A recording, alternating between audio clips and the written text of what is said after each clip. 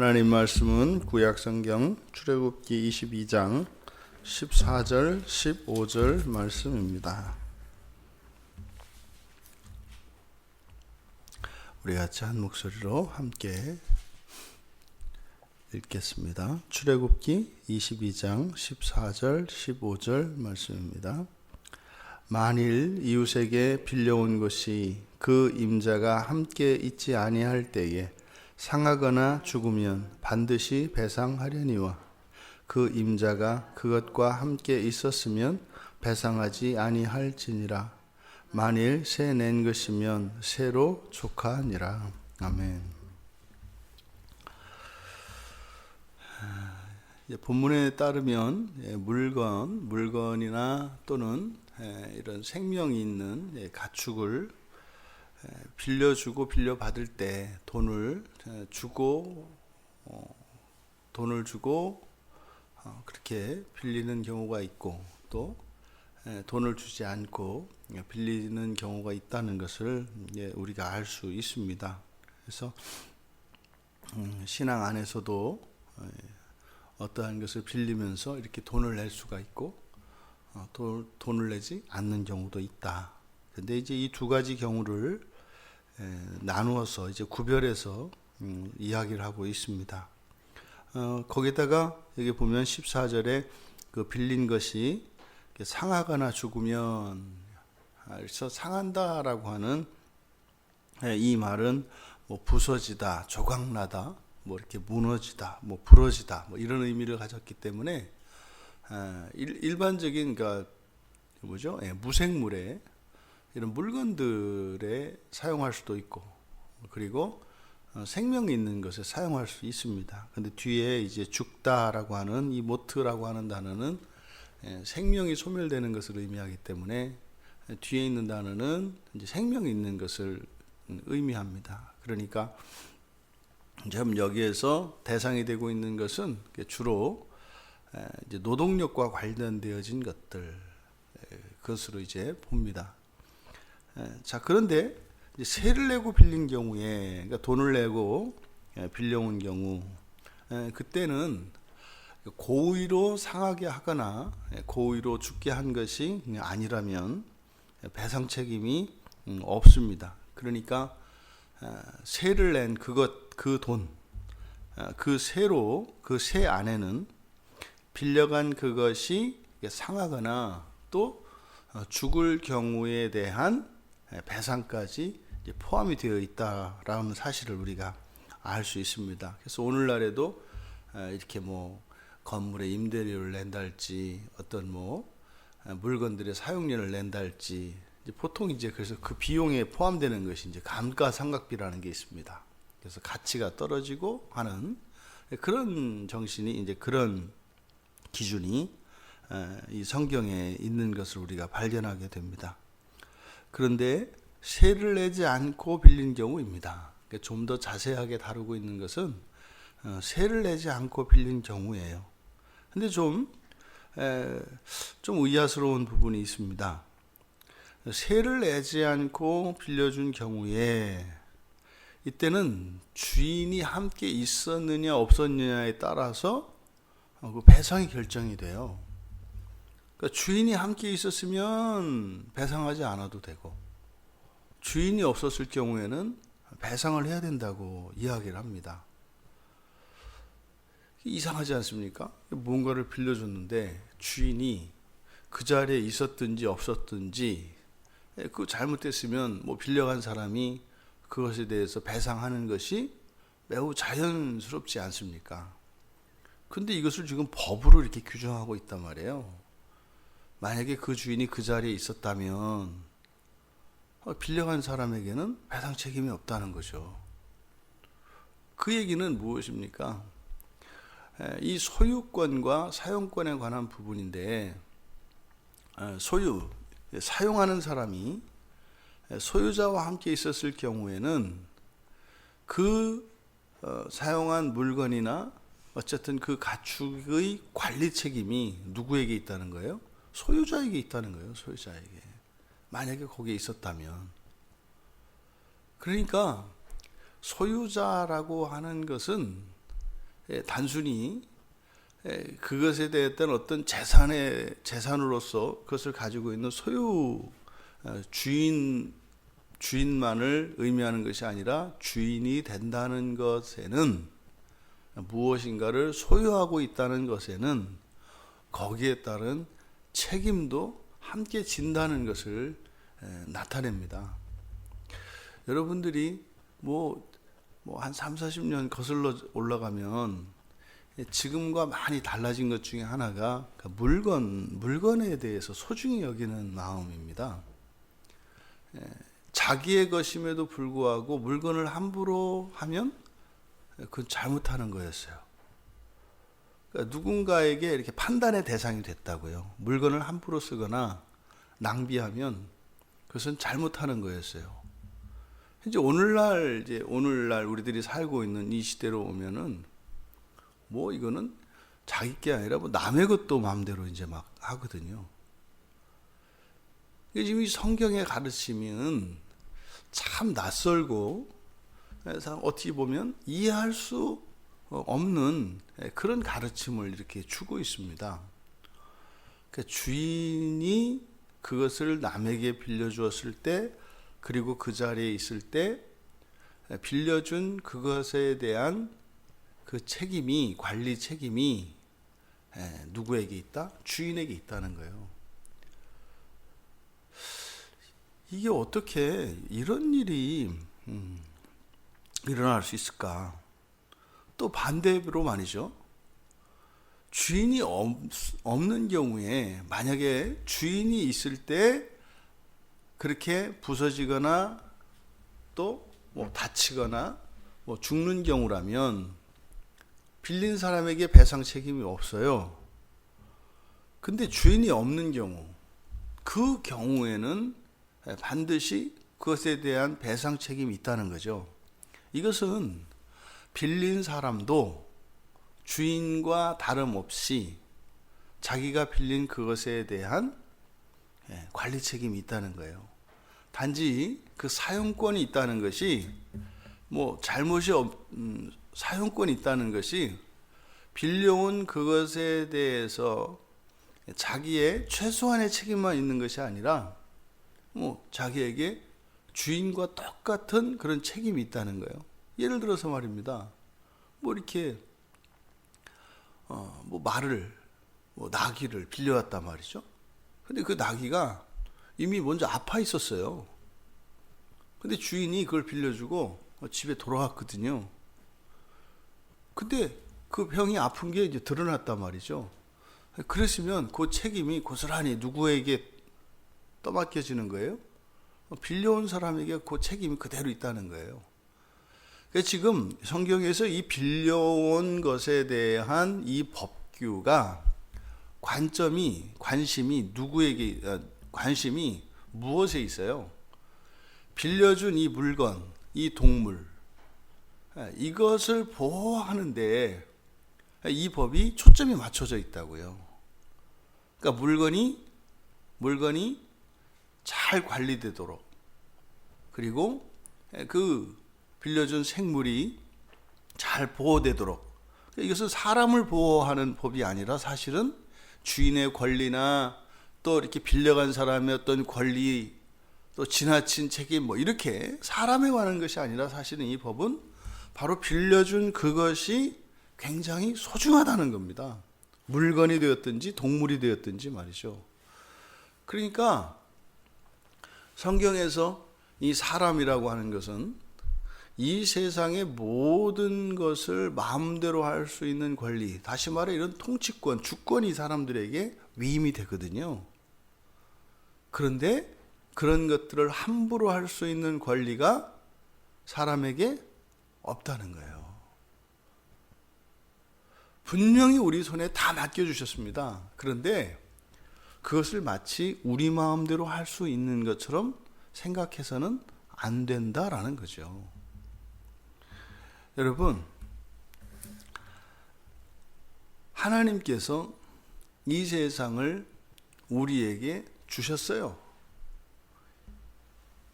이렇게 주셨을 때 우리에게 맡기신 것 아닙니까?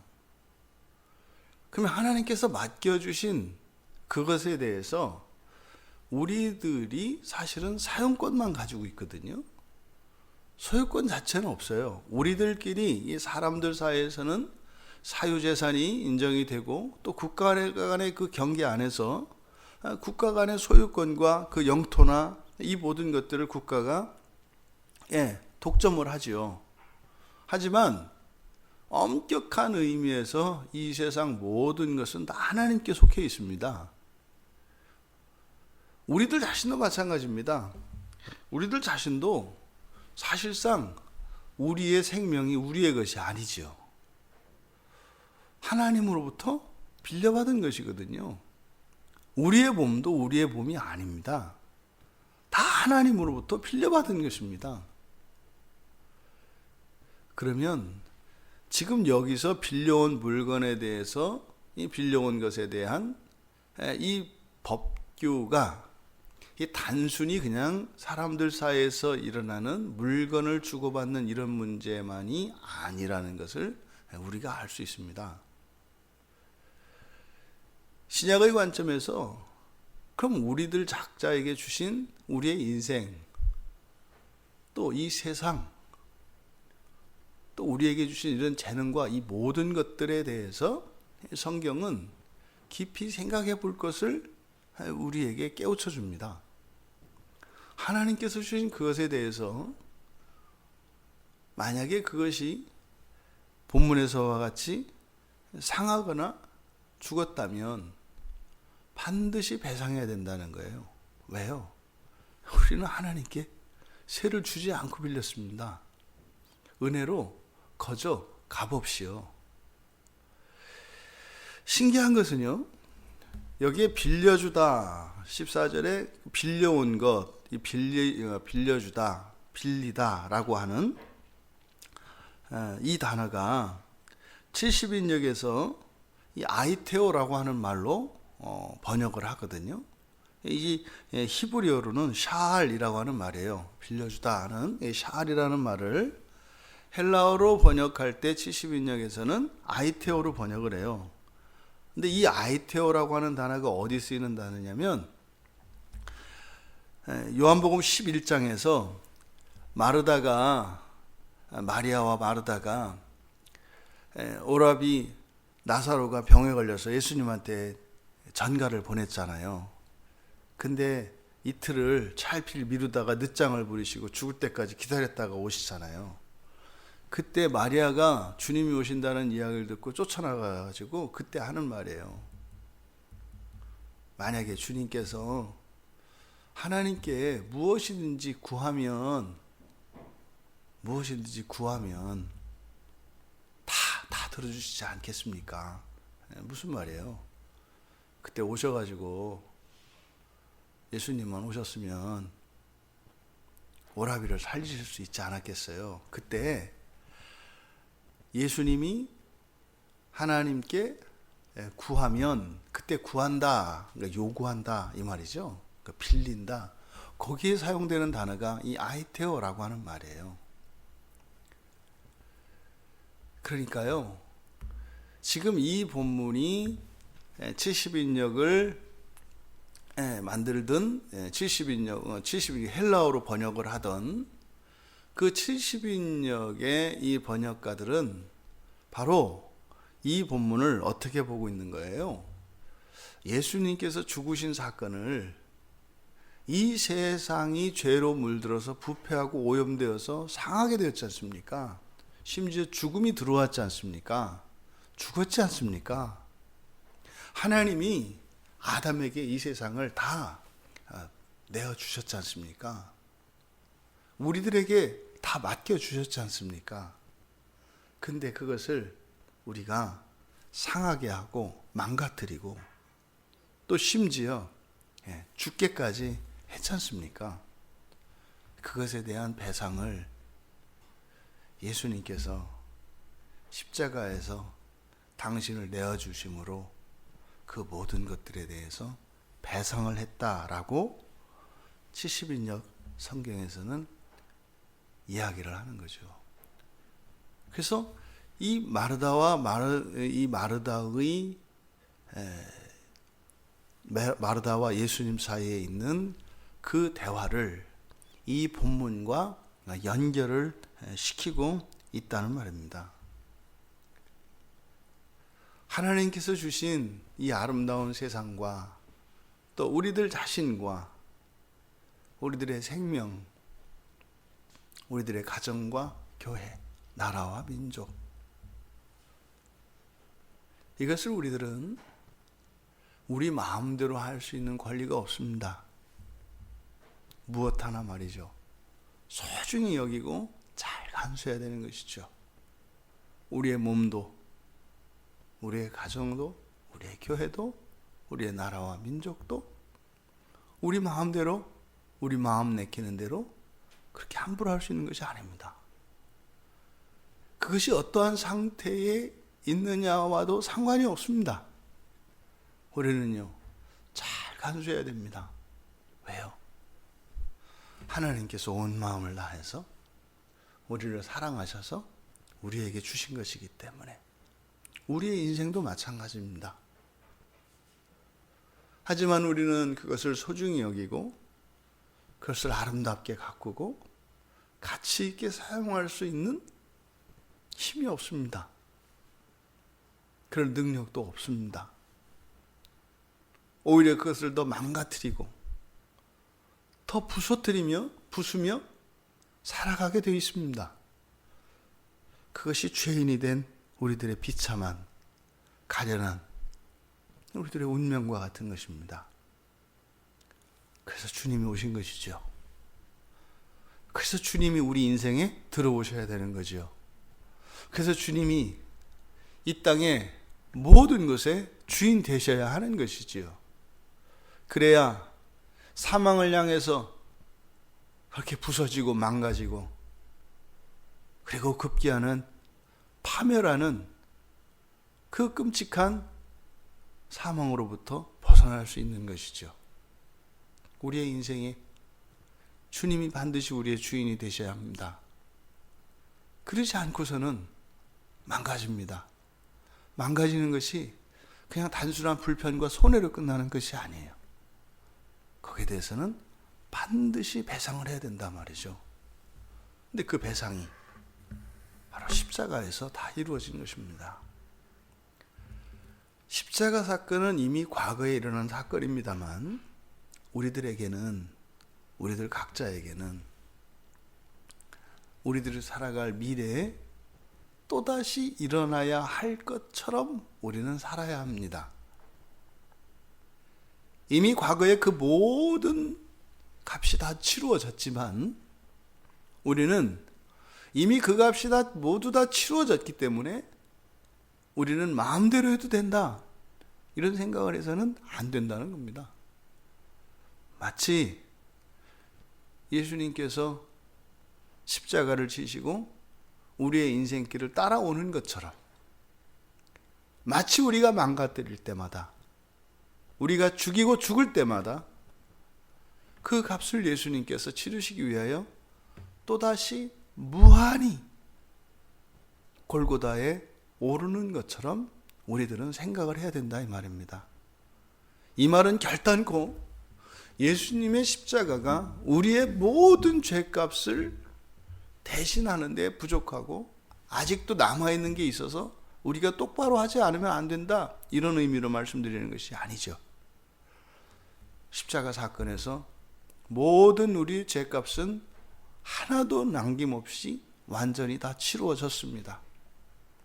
하지만 우리의 삶 속에서는 우리가 그것을 과거의 사건으로 여겨서는 안 되고 예수님이 다시 오시는 그 날에 이르기까지 우리에게는 여전히 남아있는 그 십자가가 되어야 합니다. 그것을 바울 사도는요, 우리들 각자가, 또 예수님께서 말씀하셨죠. 자기 십자가를 지지 않고서는 예수님을 따를 수 없다는 것이에요. 부디 우리들의 삶의 그 어떠한 것도 하나도 남김없이 반드시 하나님 앞에서 판단을 받게 된다고 하는 사실을 우리가 잊지 말아야 합니다. 이것은 결단코 우리를 이게 두려움에 떨거나 공포 속에 살게 하거나 우리의 자유를 이렇게 구속하는 것이 아닙니다. 오히려 더 온전한 자유로 우리에게 주신 인생을 더욱 값지고 의미 있게 살아갈 수 있도록 더 망가뜨리지 않고 이 세상을 아름답게 재창조하고 그렇게 하나님이 본래 우리에게 주시려고 하셨던 그 목적을 따라 살아가는 인생이 되어야 한다는 것입니다. 하나님께서 우리 각자에게 우리의 인생을 빌려주셨습니다. 우리의 몸과 마음과 모든 것을 말이죠. 하나님이 주신 그 선하신 뜻, 그 선하신 뜻을 따라 그렇게 하나님의 영광을 위하여 아름답게 살아내시는 이 한날 되시기를 주님의 이름으로 축원합니다. 존귀하신 하나님, 무엇도 아끼지 아니하시고 거침없이 저희들을 위하여 내어주시는 하나님이신 줄 믿습니다. 하나님은 모든 것을 저희들에게 주셨지만 또한 이 세상 모든 것 가운데 그 무엇도 저희들 마음대로 망가뜨리거나 죽일 수 있는 것은 없다고 하는 사실을 오늘 성경을 통하여 저희들에게 교훈하여 주셨습니다. 때로는 저희들의 힘에 버겁고 저희들의 마음이 상하여 포기하고 버리고 그렇게 방치하고 싶은 그런 마음이 들 때에도 하나님 그 죄에 속아 하나님께서 주신 소중한 저희들의 인생과 이 세상을 그렇게 함부로 대하지 않고 주님께서 우리를 구원하시기 위하여 죽기까지 순종하시고 힘을 다하셨던 것을 본받아 저희들도 저희들에게 주신 인생과 이 시대와 이 세상을 저희들의 가정과 교회를 이 나라와 이 민족을 포기하지 않고 하나님의 은혜를 구하며 끝까지 그 거룩한 사명을 다하며 살아가는 저희들 모두가 되게 하옵소서. 감사하며 예수님의 이름으로 기도하옵나이다. 아멘.